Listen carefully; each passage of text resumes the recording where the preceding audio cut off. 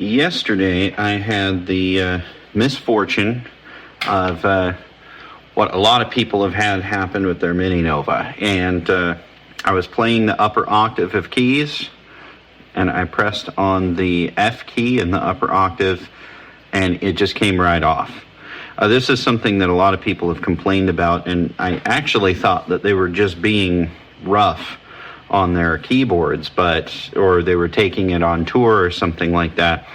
I don't do that. I have mine just in the studio, and it's the keyboard that gets the most use in my studio, but it doesn't get so much use that I would think the keys would fall off. Actually, one of my first keyboards was a Yamaha PSS 480.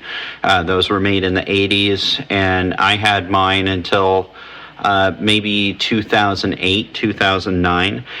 And the keyboard was fine. The key bed was fine. The synthesizer actually died with its internal circuits, but the key bed, no matter how much play it got in its life, it never broke. So I was a little bit surprised that this fell apart so easily, but it makes sense if you look at the keys. This is the last key on the keyboard. It's not the one that broke.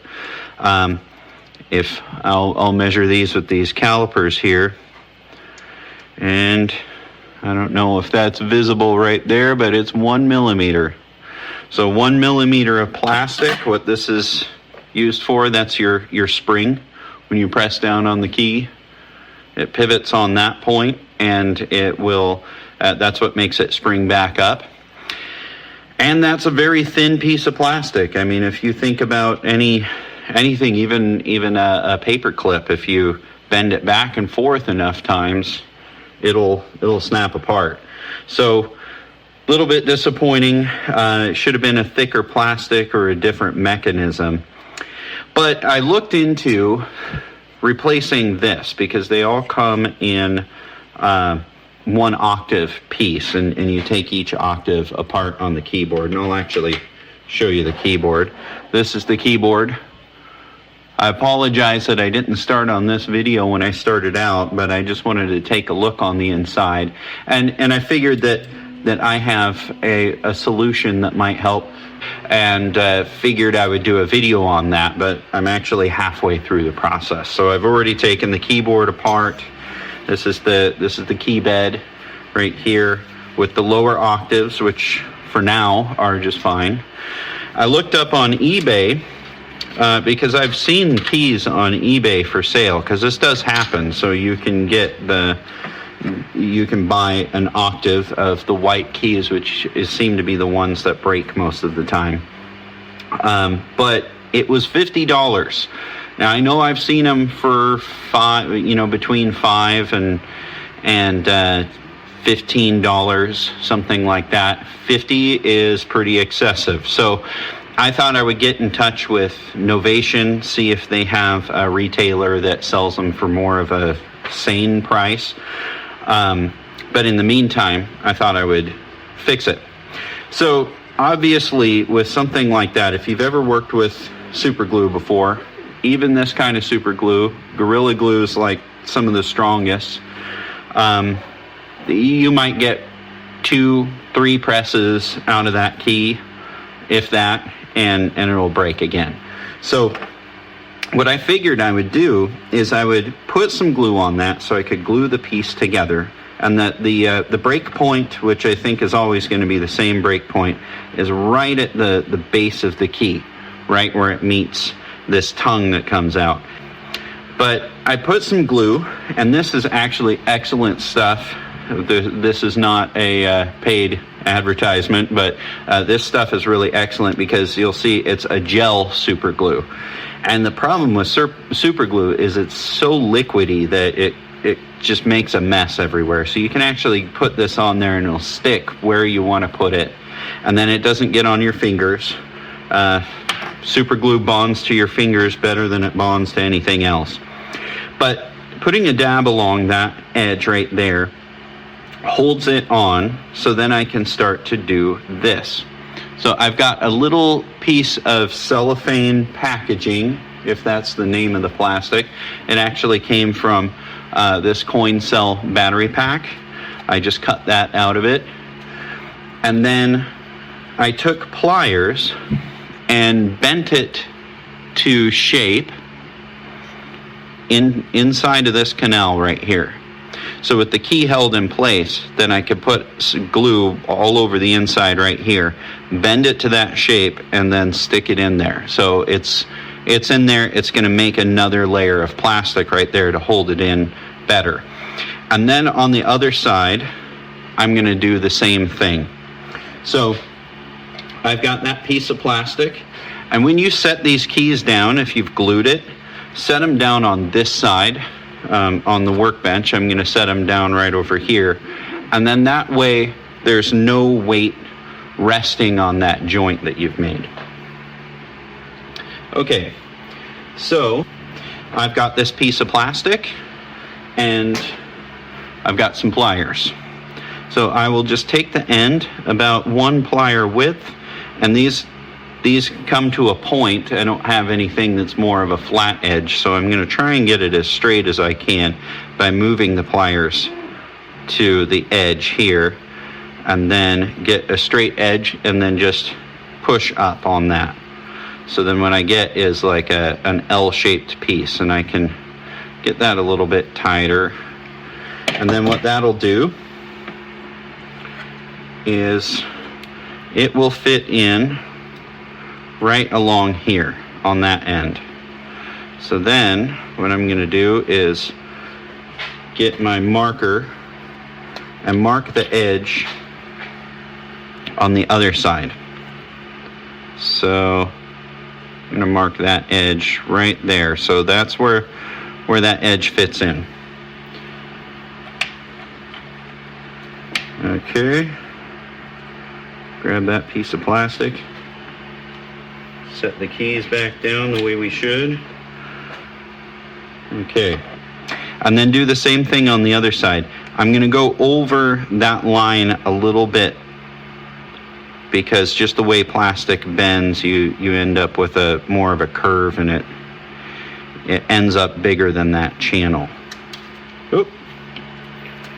It's a tiny piece of plastic, so it's bound to fly everywhere. Now let's see if I got that measurement right. Yep, it fits right in there. So now the nice thing about having this long end on it is you can just put it right in there and get it to kind of friction fit, and then you hold it like that while the glue dries. So I'm just going to put it along that one side, and then I want to put it up in here where it's going to meet, so we get all that surface. All right. Now just put it in there, let that glue squish out. Oh, I put way too much glue in there. Okay. I've got some toothpicks here because that really helps you spread glue on there. So I'll just clean up that edge right there. I'm not sure how important it is on the edges where these meet. I think there's a little bit of tolerance in the design of the key bed, but I don't want this plastic or the glue getting in the way of something that needs to meet together. So I'll hold on to this right here just with my finger on the edge of the plastic. Let me see if I can get an angle where you can see that. And just hold it in there tight until that dries. And that will be about a minute or so. And then just set it aside and let it dry. And then what we're going to do after that is just cut off the excess. Okay, so now that's rested for a little while. You can let that rest for like a half hour or so. I'm not sure what it is. It's super glue, so it should dry really fast. Okay, so what we're going to do is just cut off the excess here and just get the knife right along that edge and get it just flat on there and go across, and try not to do what I nearly did right there and cut this post off right here, because that's what holds it on there. You want to keep that on there. So that's looking good. Might just shave off. Actually, that's good right there. And then we'll do the same thing on the other side. So this is the part that we just did. So it has sat the least amount of time. All right, so there we go. Never know that that stuff was on there. And it's stiffer than the other keys, and that makes more sense because there's more plastic here holding. But hopefully that means it's stronger. It will affect playing because that key is going to feel weird. But this is what I'm doing is I'm having this just hold together until I can get a replacement for this octave. So to put this back together, hopefully this will help understand how it came apart. Going in reverse. So you get these black keys to go where those posts go through these holes here, and then it clips together, and it actually goes together really tight. It is meant to hold. Let's get that in there. Hopefully I don't break this while I'm trying. It has to go on pretty straight. What helps with stuff like this is to have a cell phone repair kit.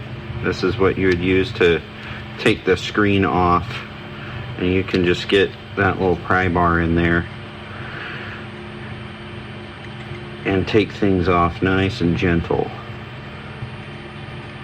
So we're having a little bit of difficulty getting it in that around that post, and I want to be really careful with this so it doesn't break the post. Okay, there we go. We got that together. Now, this last key, it goes under a little notch on this end. Yeah, right under the black key right there, so it just fits right in. And then we will put these keys on. Now, these are extra pivot points. Oh, it's pretty gross in that keyboard. These are pivot points that fit into these notches there at the end of the key. So you have to put them in this way first and slide it over those. So let's make sure we're getting it in on all of those. It makes it difficult to slide it into position if you don't get them all lined up. Something's hanging up somewhere. Isn't that the way it always goes? Okay, so we have these little black posts that come through here, and that just helps tie those down. So now this key, since there's that notch, it's probably a better idea to put this one on there before we do this. We might be able to get it to fit. Yeah, there we go. So now that's on there. Okay, so these are the screws that came out of the top here. Actually, what we're going to do is we're going to tie this down. So there's 4 screws per octave, and they're these little tiny things, and they go in on the back side. And they've marked on the PCB where they go. Be careful while you're doing this to not put too much pressure on the keys, being that they are brittle the way they are. Not having the support of the rest of the case, that's not good. Not having the support of the rest of the case makes it a little bit like you could bend the key in the wrong direction and snap it off. So be really careful how you hold this. So this might be a little out of frame, but I have to hold it this way to keep it from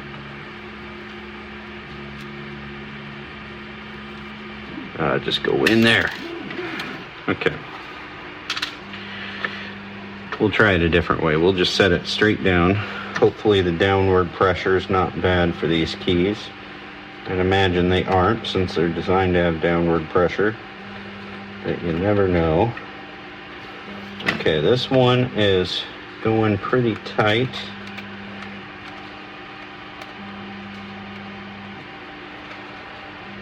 There we go. Key number 1. These should be a little bit easier with the rest of the octave because they're all tied together so they kind of keep each other in position. There we go, got that on there straight.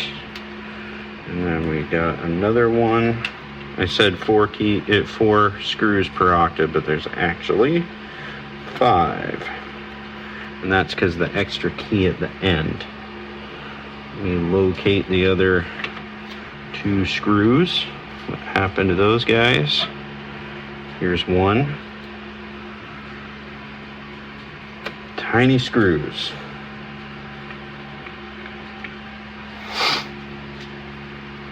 Okay, I heard something.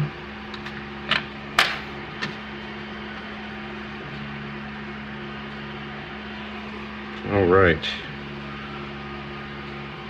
I am going to pause the video while I locate that last screw. Well, that screw is missing in action. So, lesson learned.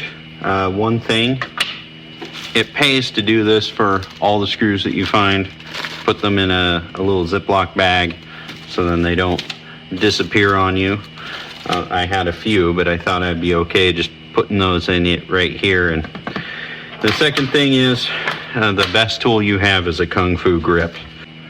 Okay, now for the next phase of this, we have the screws along the top right here. These screws are what hold the keyboard in. They're these longer ones. So what we have to do, and this is a part I haven't done yet, is get this to center. So if it'll drop through that hole, which these screws do, it helps to just drop it through and then line it up with one of the holes.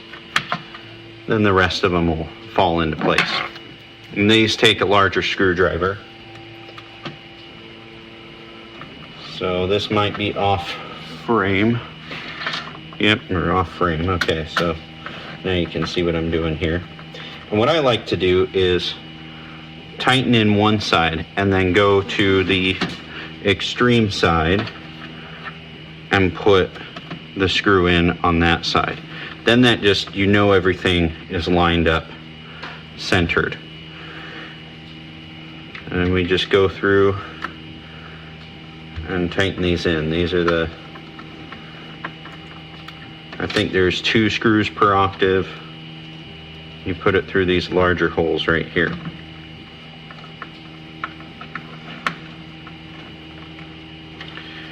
And just keep on going.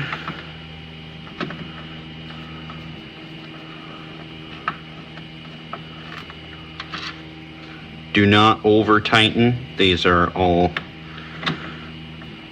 plastic parts. So just get it down to where it's got tension on it and leave it there. Now this is a felt strip. If you've ever taken apart a keyboard before, you know that this is, you know what this does, but it's a noise factor thing, so it makes it so the keys don't clack against the 2 plastic parts. Really up here, it's probably more of a pressure thing that they have on there to keep parts from pressing down on each other too much. Okay, so now that this part is together, it's time to connect it up to the rest of the keyboard. And here's the top portion of the keyboard. So that's it without the keys and everything on there. What we want to do is move that in here, and where the keyboard plugs in is this little spot right here, and a ribbon cable goes into a connector here. If you've ever taken apart a cell phone, you know how these work. So it has a little clip, and you pull that clip back,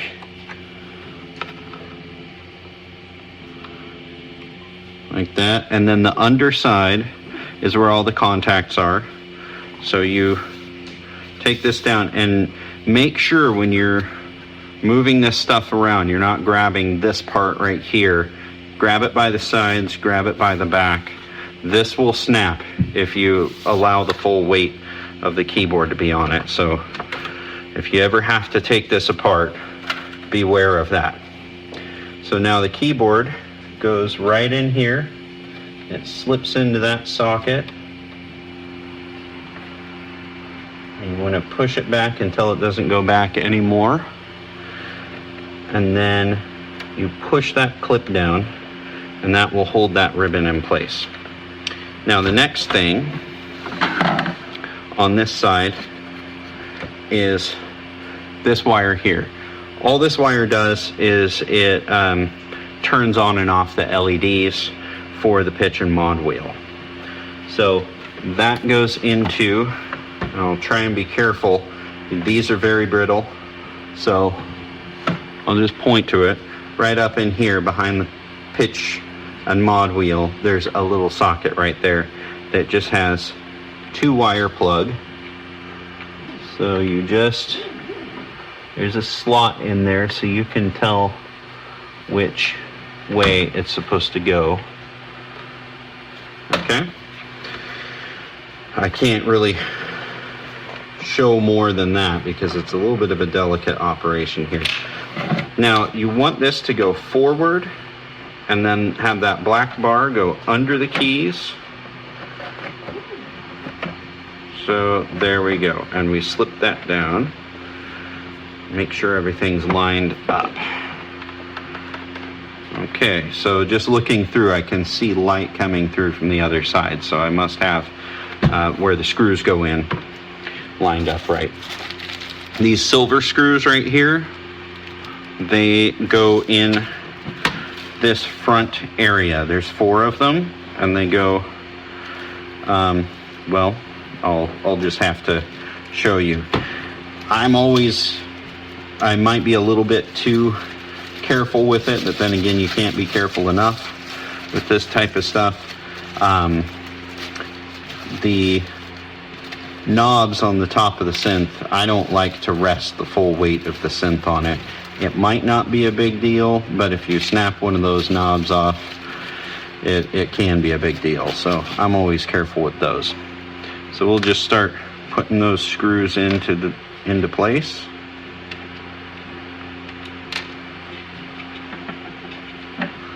All right, and then just screw those in.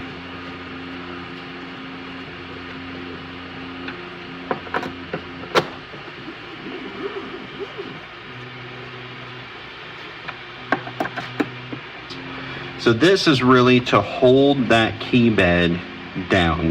These silver ones are for that. So it's not going to structurally hold it onto the bottom, hold this bottom on. But all the next screws do. So these little ones, they go in, they hold this front part in. I'll go ahead and start with those. They're the ones that I started with initially. Be really careful because it's the tiny screws that disappear. And they fall like that. They just...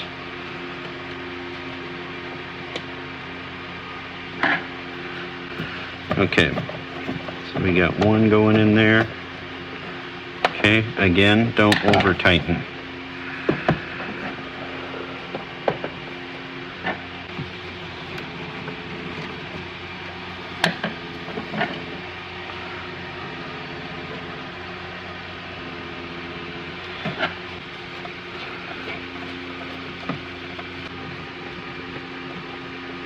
Okay, so now we just have the big screws that go in there, and these guys are going to be so much easier than those little ones. But we can just drop those in there, and they know where to go.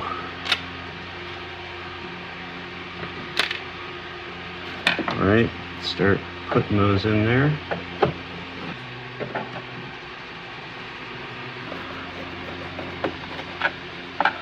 Okay, so that's all the screws back in. It looks as good as new. That key is back in there where it should be. And you know what? It doesn't really feel that bad. Wow, it doesn't really feel too much different from the other keys. It's a little bit stiffer, but let's plug this thing in and see if it's actually making contact with the sensor down there. I imagine that it is. Okay, so here we go. We got it plugged in and hooked up to the sound system. We've got power, so I didn't ruin anything back there. Okay, let's play one of the lower keys. There, I got the ribbon cable plugged into the right part. But the key in question, that's this one up here. That's the one that broke.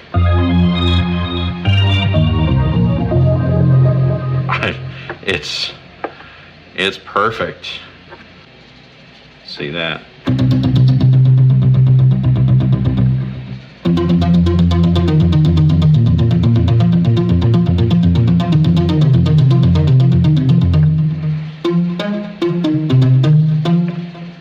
I don't know how long this is going to last, but I think I might save my call to Novation for a little while and just see if this keeps on working. As for a fix, this actually does pretty well. So to recap, what you want to do is put some glue at the break point so it holds it in place, and then just use some flexible plastic. Like I used was just a battery package that I just cut some pieces off of, bend it to shape, and put it in that channel that I showed in the video, and glue that in there as well, so you have a piece on both sides of it, and hopefully that'll hold together for a while. So I hope you enjoyed this video. This is a little bit of a break from my normal stuff, but I like to feature the MiniNova, so I want to keep it going in good order. So I figured it was worth it for owners of this synth to know that there are ways that you can keep it going. It's not the end of the world if the key breaks off of it. So I hope you have a good day. If you like these videos, please subscribe and like the video, because that helps other people to be able to find it as well.